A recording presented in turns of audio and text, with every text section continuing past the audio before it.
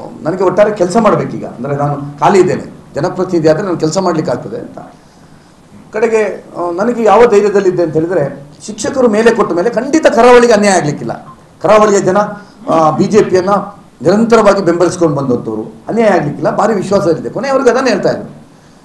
ಲಾಸ್ಟಿಗೆ ಡಿಕ್ಲೇರ್ ಆಗುವಾಗಲೇ ಗೊತ್ತಾಯಿತು.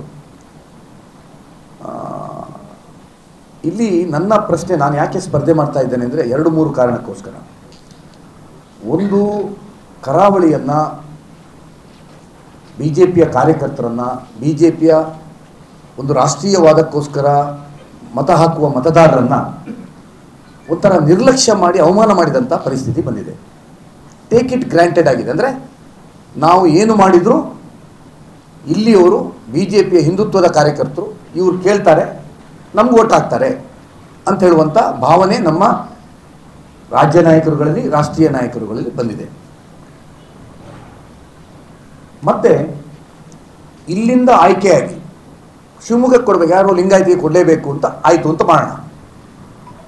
ಆಯ್ಕೆಯಾದಂಥ ಅಭ್ಯರ್ಥಿಯ ಬಗ್ಗೆ ಒಂದು ಆಕ್ಷೇಪ ನನ್ನ ಮನಸ್ಸಿಗೆ ಕನ್ವಿನ್ಸ್ ಆಗಲಿಲ್ಲ ನನಗೆ. ನಾನು 1 ದಿವಸ 2 ದಿವಸ ನಿರ್ಧಾರ ಪ್ರಕಟ ಮಾಡುವ ಮೊದಲು ತುಂಬ ಯೋಚನೆ ಮಾಡಿದೆ, ರಾತ್ರಿಯಾಗಲು ನಿದ್ದೆ ಮಾಡಿ ಯೋಚನೆ ಮಾಡಿದೆ, ನನಗೆ ಕನ್ವಿನ್ಸ್ ಆಗಲಿಲ್ಲ. ಭೌಗೋಳಿಕವಾಗಿ ಅನ್ಯಾಯ ಆಗಿದೆ. ಕರಾವಳಿಯ ಭಾಗಕ್ಕೆ ಯಾವುದೇ ಪ್ರಾತಿನಿಧ್ಯವನ್ನು ಕೊಡದೆ 2 ರಾಷ್ಟ್ರೀಯ ಪಕ್ಷಗಳು, ನಾವು ಇಲ್ಲಿಯ ಪದವೀಧರ ಮತದಾರರು ಅಥವಾ ಶಿಕ್ಷಕರ ಮತದಾರರು, ನೀವು ಮೇಲ್ನವ್ರು ಹೇಳಿದ್ದ ಕೋಟ್ ಹಾಕಬೇಕಾದಂಥ ಅನಿವಾರ್ಯತೆ ನಮಗೆ ಸೃಷ್ಟಿಯಾಗಿದೆ ಅಂತ ನನಗೆ ಬಂತಿತ್ತು. ಹಾಗಾಗಿ ನಾನು ಸ್ಪರ್ಧೆ ಮಾಡಬೇಕು ಅಂತ ಅನಿಸಿತು. ಎರಡನೇದು ನನಗೆ ಕಾಣಿತ್ತು, ಆಯ್ಕೆಯಾದಂಥ ಅಭ್ಯರ್ಥಿ ಡಾಕ್ಟ್ರು, MD, ದೊಡ್ಡ ಹಾಸ್ಪಿಟಲ್ಸ್ ಇದೆ, ತುಂಬ ದುಡ್ಡಿದೆ, ಒಳ್ಳೆ ವ್ಯಕ್ತಿ. ನಾನು ಲೋಕಸಭೆ ಪ್ರಭಾರಿ ಇರುವಾಗ ಶಿವಮೊಗ್ಗದ ಪ್ರಭಾರಿಯಾಗಿ ಕೆಲಸ ಮಾಡಿದ್ದಾರೆ. ಅದಲ್ಲ, ಈ ವಿಧಾನ ಪರಿಷತ್ತಿಗೆ ಸ್ವಲ್ಪ ಸೀನಿಯಾರಿಟಿಯನ್ನು ಕೊಡಬೇಕು. ಯಂಗ್ ಇದನ್ನೆಲ್ಲ ನೀವು ವಿಧಾನಸಭೆ ಇದರಲ್ಲಿ ಮಾಡ್ಬೋದು, ಅದು ಬೇರೆ. ಪಕ್ಷದಲ್ಲಿ ಈಗ ನಿಮಗೆ ಪಕ್ಷದಲ್ಲಿ ಸೀನಿಯಾರಿಟಿಯನ್ನು ಬಿಟ್ಟು ನಿರ್ಧಾರ ಆಯಿತು. ಈಗ ಶಿವಮೊಗ್ಗಕ್ಕೆ ಕೊಡಬೇಕು, ಲಿಂಗಾಯತಿಗೆ ಕೊಡಬೇಕು ಅಂತಾದರೆ, ಶಿವಮೊಗ್ಗದಲ್ಲಿ ಅತ್ಯಂತ ಕೆಲಸ ಮಾಡಿದಂಥ 35 ವರ್ಷ ಏನೂ ತೆಗೆದುಕೊಳ್ಳದೆ ಮಾಡಿದ ಗಿರೀಶ್ ಪಟೇಲ್ ಅಂತವರಿದ್ದರು, ದತ್ತಾತ್ರೇಯ ಅವರಿದ್ದರು. ಅವರನ್ನೆಲ್ಲ ಯಾರು ಮಾಡ್ತೀರಿ? ನನಗೆ ಬೇಸರ ಆಗ್ತಿತ್ತು, ಈ ಸರ್ತಿ ಮೋಸ ಮಾಡಿದ್ರಲ್ಲ ಅಂತ. ಆದರೆ ಈ ಥರ ಸ್ಪರ್ಧೆ ಮಾಡುವಂಥ ಪರಿಸ್ಥಿತಿಗೆ ನಾನು ಬರ್ತಿರ್ಲಿಲ್ಲ, ಖಂಡಿತ ನಾನು ಸ್ಪರ್ಧೆ ಮಾಡ್ತಿರ್ಲಿಲ್ಲ. ಬೇಸರ ಆಗ್ತಿತ್ತು, ಎಷ್ಟು ಸರ್ತಿಯಪ್ಪ ಮೋಸ ಮಾಡೋದು, ಎಷ್ಟು ಸರ್ತಿ ಭರವಸೆ ಕೊಟ್ಕೊಂಡು ನಾವು ಕೂತ್ಕೊಳ್ಬೋದು ಅಂತ ಪರಿಸ್ಥಿತಿ. ಆದರೆ ಇಲ್ಲ, ಇಲ್ಲಿ ಯಾರಾದರೂ ಮೋಹನ ಭಂಡಾರಿ ಅಂತ ಒಬ್ಬರು ಹಿರಿಯರಿದ್ದರು, ವಿಕಾಸ್ ಪುತ್ತೂರು ಇದ್ದರು, ಇನ್ನು ಕೆಲವರು ಯಾರೋ ಇದ್ದರು, ಇನ್ನು ಅಥವಾ ಯಾರೂ ಕೇಳ್ದಿದ್ದ ಒಳ್ಳೆಯ ಒಬ್ಬ ಮುಂಚೆಯಿಂದ ಕೆಲಸ ಮಾಡಿದಂಥವರಿಗೆ ವಿಧಾನ ಪರಿಷತ್ತಿಗೆ ಒಂದು 30 ವರ್ಷದಿಂದ ಪಕ್ಷಕ್ಕೆ ಕೆಲಸ ಮಾಡ್ತಾನೆ. ಇದೆಲ್ಲ ನಾವು BJP ಗೆಲ್ಲುವಂಥ ಪಕ್ಷ ಕ್ಯಾಂಡಿಡೇಟ್, ಇವ್ರಿಗೆ ಕೊಡೋಣ ಅಂತ ಹೇಳಿದ್ರೆ ಇಲ್ಲ. ಇತ್ತೀಚೆಗೆ 1.5 ವರ್ಷದ ಹಿಂದೆ BJPಗೆ ಒಂದೂವರೆ ವರ್ಷದ ಹಿಂದೆ BJPಗೆ ಸೇರಿದಂಥವ್ರು ಡಾಕ್ಟರ್ ಧನಂಜಯ ಸೂರ್ಯ. ಅವ್ರು ಮೊನ್ನೆ ಸ್ಟೇಟ್ಮೆಂಟ್ ನೋಡಿದೆ ನಾನು. ITC OTC ಆಗಿದೆ, ಮುಖ್ಯ ಶಿಕ್ಷಕ ಆಗಿದೆ, ಅದು ಬಾಲ್ಯದಲ್ಲಿರ್ಬೋದು. ಆದರೆ ಶಿವಮೊಗ್ಗದಲ್ಲಿ ಹರ್ಷ ಕೊಲೆಯಾದಂಥ ಸಂದರ್ಭದಲ್ಲಿ ಇಡೀ ಸಂಘ ಪರಿವಾರದ ವಿರುದ್ಧ, ನಾವೆಲ್ಲ ಸಂಘ ಪರಿವಾರದಿಂದ ಬೆಳೆದಂತು, ರಾಷ್ಟ್ರೀಯವಾದವನ್ನು ಬೆಳೆದಂತು. ಹರ್ಷ ಕೊಲೆ ಆದಾಗ, ಸಾವರ್ಕರ್ ಫೋಟೋದ ಇಶ್ಯೂ ಆದಾಗ, ಶಾಂತಿಗಾಗಿ ನಡಿಗೆ ಅಂತ ಸರ್ಜಿ ಫೌಂಡೇಶನ್ನಿಂದಲೇ ಆದದ್ದು.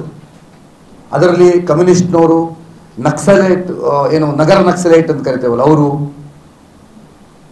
ಮುಸಲ್ಮಾನ, ಕ್ರಿಶ್ಚಿಯನ್ನು, ಎಲ್ಲರ ಸ್ವಾಮೀಜಿಯವರು, ಇವರನ್ನೆಲ್ಲ ಕರೆದು ಶಾಂತಿಗಾಗಿ ನಡಿಗೆ ಮಾಡಿದರೆ ತೊಂದರೆ ಇಲ್ಲ. ಆದರೆ ಅದರ ನೇತೃತ್ವ ಇದ್ದದ್ದು ಎಲ್ಲವೂ ಕಮ್ಯುನಿಸ್ಟು ಮತ್ತು ಪ್ರಗತಿಪರರು ಅಂತ ಹೇಳ್ಕೊಳ್ಳುವವರು, ಅಂದರೆ ಸಂಘ ಪರಿವಾರದ ವಿರುದ್ಧ. ನಮ್ಮ ಆಗದ ಗೃಹ ಸಚಿವರನ್ನ ಬಗ್ಗೆ ಟೀಕೆ ಆಗಿದೆ, ಆಗದ ಸರ್ಕಾರದ ಬಗ್ಗೆ ಟೀಕೆ ಆಗಿದೆ. ಅಂದರೆ ಆಗ ಅವರ ತಯಾರಿ, ಕಾಂಗ್ರೆಸ್ನಲ್ಲಿ ವಿಧಾನಸಭಾ ಸದಸ್ಯರಾಗಲಿಕ್ಕೆ ತಯಾರಿ ಇತ್ತು. ಹಾಗಾಗಿ ಆ ಶಾಂತಿಗಾಗಿ ನಡಿಗೆ ಅಂತ ಮಾಡಿದರು. ಕಾಂಗ್ರೆಸ್ಸಲ್ಲಿ ಪ್ರಯತ್ನ ಮಾಡಿ ಟಿಕೆಟ್ ಸಿಕ್ಕಿದಾಗ BJP ಬಂದು ಟಿಕೆಟ್ ಪ್ರಯತ್ನ ಮಾಡಿದರು. BJPಯಲ್ಲಿ ಟಿಕೆಟ್ ಸಿಕ್ಕಿದಾಗ ಯಾರೋ ನಾಯಕರುಗಳು ಭರವಸೆ ಕೊಟ್ಟರು, ಇಲ್ಲೆಲ್ಲ ನಿಮಗೆ, ಅಂದರೆ ಈಗೇನಾಗಿದೆ ಎಲ್ಲ ಜಾತಿ ಮೇಲೆ ಚುನಾವಣೆಗಳು ಮಾಡಲಿಕ್ಕೆ ಬಂದಿದೆ. ನಮ್ಮಂಥ ಸಣ್ಣ ಜಾತಿಯವರು ಇನ್ನು ರಾಜಕೀಯದಲ್ಲಿ ಭಾಳ ಕಷ್ಟದ ಪರಿಸ್ಥಿತಿ ಬಂದಿದೆ. ಅವ್ರಿಗೇನೋ ಭರವಸೆ ಕೊಟ್ಟಿದ್ದಾರೆ ಅಂತ ಹೇಳ್ತಾರೆ, ನನಗೆ ಗೊತ್ತಿಲ್ಲ. ಆಗಲೇ ವಿಧಾನ ಪರಿಷತ್ ಒಂದು ಯಾರೋ ಒಬ್ಬರಿಬ್ಬರು ನಿರ್ಧಾರ ಮಾಡ್ತಾ ಇದೆಯಾ ಈಗ ಪಕ್ಷದಲ್ಲಿ, ನನಗೆ ಗೊತ್ತಿಲ್ಲ, ಅವ್ರು ತೀರ್ಮಾನ ಮಾಡಬೇಕು. ನನಗೆ ಯಾಕೆ ಮನಸ್ಸಿಗೆ ಕನ್ವಿನ್ಸ್ ಆಗಲಿಲ್ಲ ಅಂದರೆ, ಯಾರೋ ಒಬ್ಬ ಸೀನಿಯರಿಗೆ ಕೊಡ್ತಿದ್ರೆ ನಾನು ಖಂಡಿತ ಸ್ಪರ್ಧೆ ಮಾಡೋದಿಲ್ಲ. ಆದರೆ ಈಗ ಅನಿಸಿತು, ಇದರಲ್ಲಿ ಚುನಾವಣೆಯಲ್ಲಿ ಚಿಹ್ನೆ ಇಲ್ಲ. ನಾನು ಇದರ ವಿರುದ್ಧ ಹೋದರೆ ಪಕ್ಷದ ವಿರುದ್ಧ ನನ್ನ ಉಚ್ಚಾಟನೆ ಮಾಡುವುದು ಅದೆಲ್ಲ ಗೊತ್ತಿದೆ. ಆದರೆ ನನ್ನ ನೈತಿಕತೆಯಿಂದ ನಾನು ಪಕ್ಷದ ವಿರುದ್ಧ ಹೋಗಿದ್ದೇನೆ ಅಂತ ನನಗನ್ಸಲ್ಲ. ಯಾಕಂದರೆ ಒಂದು ವಿಧಾನ ಪರಿಷತ್ ಇದು ಗೆದ್ದರೆ ಯಾವುದೇ ಸರ್ಕಾರ ರಚನೆ ಆಗ್ಲಿಕ್ಕೆ ಸಹಾಯ ಆಗಲ್ಲ. ವಿಧಾನಸಭೆ ಆಗಲ್ಲ, ಲೋಕಸಭೆಗೆ ಆಗಲ್ಲ. ವಿಧಾನ ಪರಿಷತ್ ಸದಸ್ಯರಾಗ್ತಾರೆ, BJPಯಿಂದ ಆದರೆ ಡಾಕ್ಟರ್ ಸರ್ಜಿ ಆಗ್ತಾರೆ, ನಾನಾದರೂ ವಿಧಾನ ಪರಿಷತ್ ಸದಸ್ಯರಾಗ್ತಾರೆ. ನಾನು ಸ್ಪಷ್ಟವಾಗಿ ಹೇಳಿದ್ದೇನೆ ಈಗಾಗಲೇ ಪತ್ರಗೋಷ್ಠಿಯಲ್ಲಿ, ನಾನು ಗೆದ್ದರೂ BJP, ಗೆದ್ದ ಮೇಲೆ ಯಾರೂ ಕರಿಬೇಕಾಗಿಲ್ಲ, ನೇರವಾಗಿ BJP ಕಚೇರಿ ಹೋಗಿ ನಾನು BJPಯ ವಿಧಾನ ಪರಿಷತ್ ಸದಸ್ಯನಾಗಿ ಇರ್ತೇನೆ. ಸೋತರು BJPಯ ಕಾರ್ಯಕರ್ತನಾಗಿ, ನಾವು ಉಚ್ಚಾಟನೆ ಮಾಡಿದರೆ BJPಯ ಕಾರ್ಯಕರ್ತನಾಗಿ ಚುನಾವಣೆಯಲ್ಲಿ ಕೆಲಸ ಮಾಡಿಕೊಂಡಿರ್ತೇನೆ. ಅಂತೂ ಇಂಥ ನಿರ್ಧಾರಗಳಿಗೆ ನಾವು ಸರಿಯಾದಂಥ ಒಂದು ಉತ್ತರವನ್ನು ಕೊಡದೇ ಇದ್ದರೆ ಇನ್ನೂ ಭಾಳ ನಾವು ಲೋಕಸಭೆ ಚುನಾವಣೆಯಲ್ಲಿ ಏನೇ ಅಭ್ಯರ್ಥಿಗಳ ಆಯ್ಕೆಯಲ್ಲಿ ಹೆಚ್ಚು ಕಮ್ಮಿ ಆಗಿದೆ, ಎಲ್ರಿಗೂ ಅಸಮಾಧಾನ ಇತ್ತು. ಬೇರೆ ಬೇರೆ ಕಡೆ, ನಾನು ಇಲ್ಲಿದ್ದು ಹೇಳೋದಲ್ಲ, ಬೇರೆ ಬೇರೆ ಕಡೆಗಳಲ್ಲಿ ಅಸಮಾಧಾನ ಇತ್ತು. ಆದರೆ ಜನ ಮೋದಿಗೋಸ್ಕರ ವೋಟ್ ಮಾಡಿದ್ದಾರೆ, ನಾವು ಕೆಲಸ ಮಾಡಿದ್ದೇವೆ. ಇದು ಹಾಗಲ್ಲ. ಇದರಲ್ಲಿ ಯಾವುದೇ ಸರ್ಕಾರ ರಚನೆ ಆಗುವಂಥ ಚುನಾವಣೆ ಅಲ್ಲ, ಅಥವಾ ಕೇಂದ್ರ ರಾಜ್ಯ ಸರ್ಕಾರ ಚುನಾವಣೆ ಅಲ್ಲ.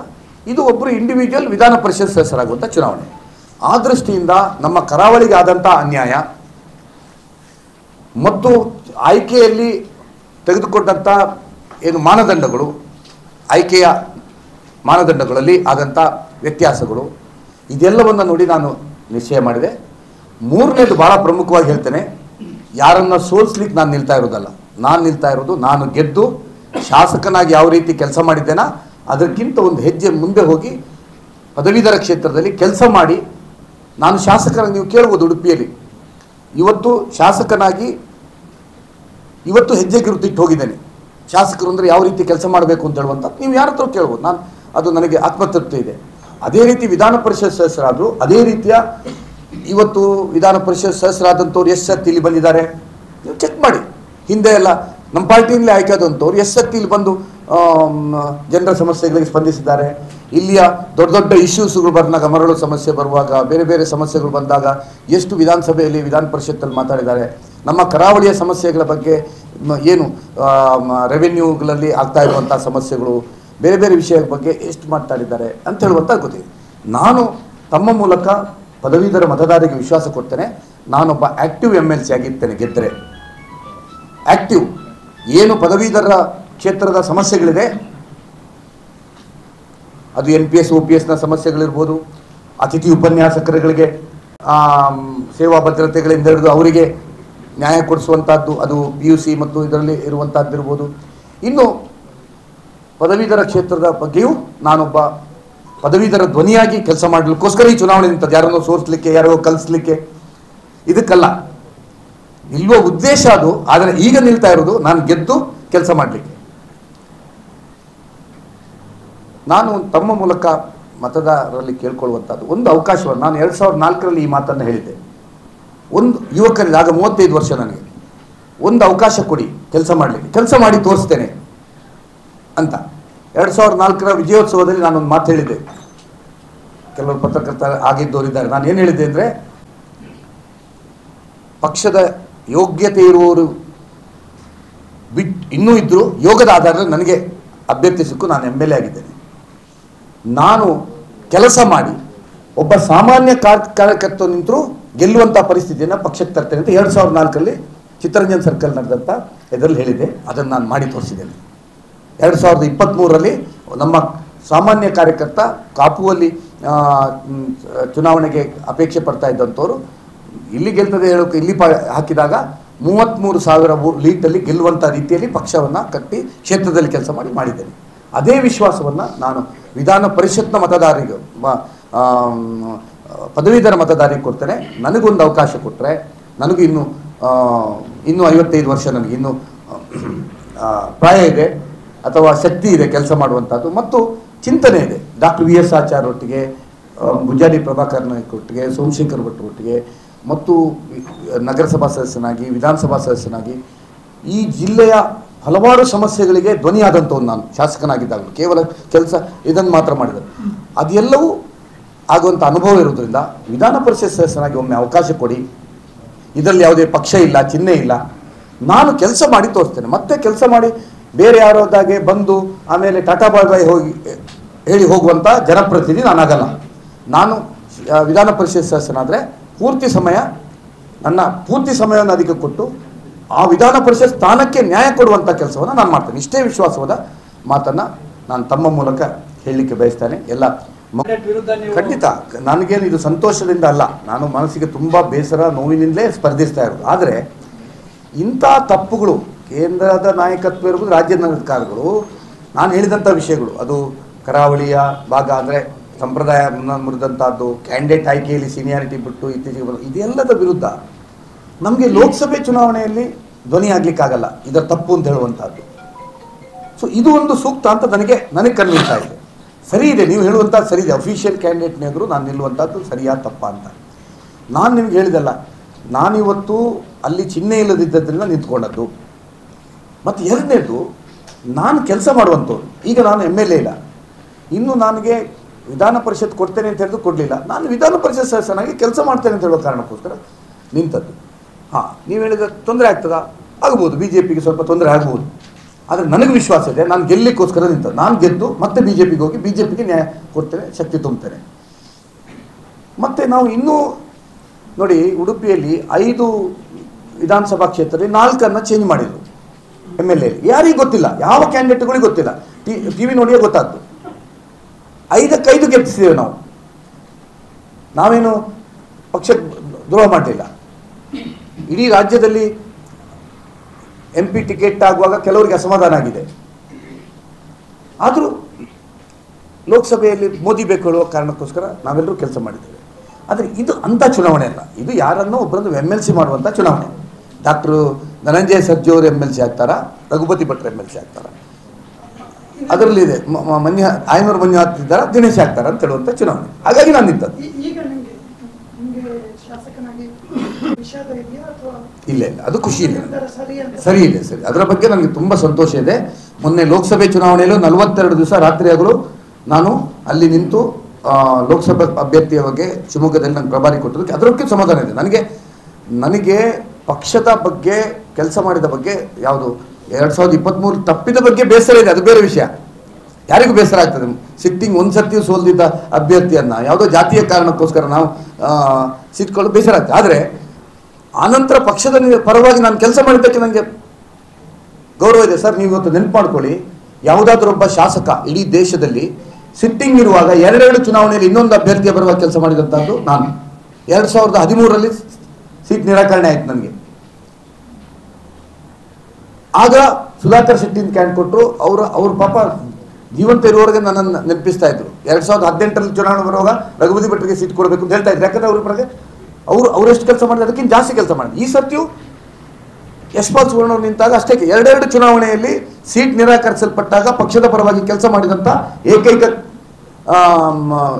ಇಡೀ ರಾಜ್ಯದಲ್ಲಿ ಯಾರಿದ್ದಾರೆ. ಒಂದು ಸರ್ತಿ ಆದಾಗ ಯಾರು ಮಾಡಿರ್ಬೋದು, 2 ಸರ್ತಿ ರಿಪೀಟ್ ಆದಾಗಲೂ ನಾನು ಮಾಡಿದ್ದೇನೆ. ಉಡುಪಿಯಲ್ಲಿ ಮಾಡಿದ್ದೇನೆ ಸರ್. ನನಗೆ ಪ್ರಭಾರಿ ನಾನು ತುಂಬ ಮಾಡಿದ್ದೇನೆ.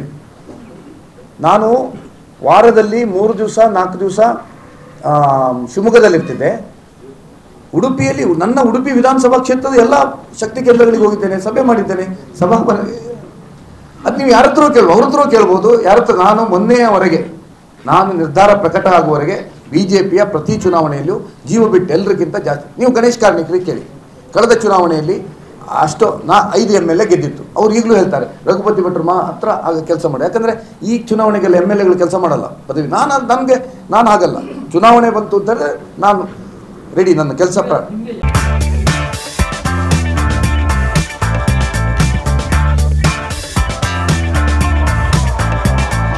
ಚೇತನಾಸ್ ಬ್ಯೂಟಿ ಲಾಂಜ್, ನಿಮ್ಮೊಳಗಿನ ಸೌಂದರ್ಯದ ಅನಾವರಣದ ತಾಣ. Aesthetic spa, makeup, hair styling, salon, ಹೀಗೆ ಎಲ್ಲ ಸೌಂದರ್ಯವರ್ಧಕ ಸೇವೆಗಳು ಒಂದೇ ಸೂರಿನಡಿ. ಚೇತನಾಸ್ ಎಜುಕೇಶನಲ್ ಫೌಂಡೇಶನ್ ಮೂಲಕ ವೈವಿಧ್ಯಮಯ ಬ್ಯೂಟಿ ಕೋರ್ಸ್ಗಳು. ಮೇಕಪ್ ಆರ್ಟಿಸ್ಟ್ ಆಗಬೇಕೆಂಬ ಕನಸಿರುವವರಿಗೆ ಅತ್ಯುತ್ತಮ ಅವಕಾಶ. 2 ದಿನಗಳಿಂದ ಆರಂಭಿಸಿ 6 ತಿಂಗಳವರೆಗಿನ ವೈವಿಧ್ಯಮಯ ಬ್ಯೂಟಿ ಮೇಕಪ್ ಕೋರ್ಸ್ಗಳು. ಅಂತಾರಾಷ್ಟ್ರೀಯ ಮಟ್ಟದಲ್ಲಿ ಸೌಂದರ್ಯವರ್ಧಕ ತರಬೇತಿ ಪಡೆದಿರುವ ಚೇತನಾ ಎಸ್ ಅವರಿಂದ ನುರಿತ ತರಬೇತಿ.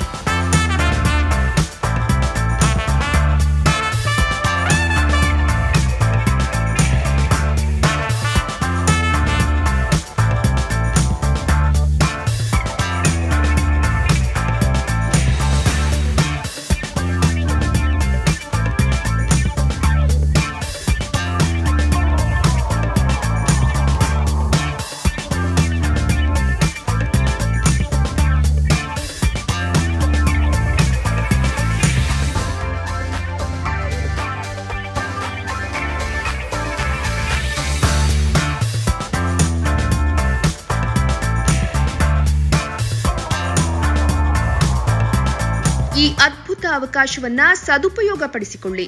ಚೇತನಾಸ್ ಬ್ಯೂಟಿ ಲಾಂಜ್ 3ನೇ ಮಹಡಿ, Kankanadi gate building, Kankanadi bypass ರಸ್ತೆ, ಮಂಗಳೂರು 575002. ಮೊಬೈಲ್ ಸಂಖ್ಯೆ 9845292411, 9108583714, 8904173914. Email chetanabeautystudio@gmail.com. Web www.cblaunch.com. ಸುದ್ದಿ ಚಾನಲ್, ಕ್ಷಣ ಕ್ಷಣದ ಸುದ್ದಿಗಾಗಿ.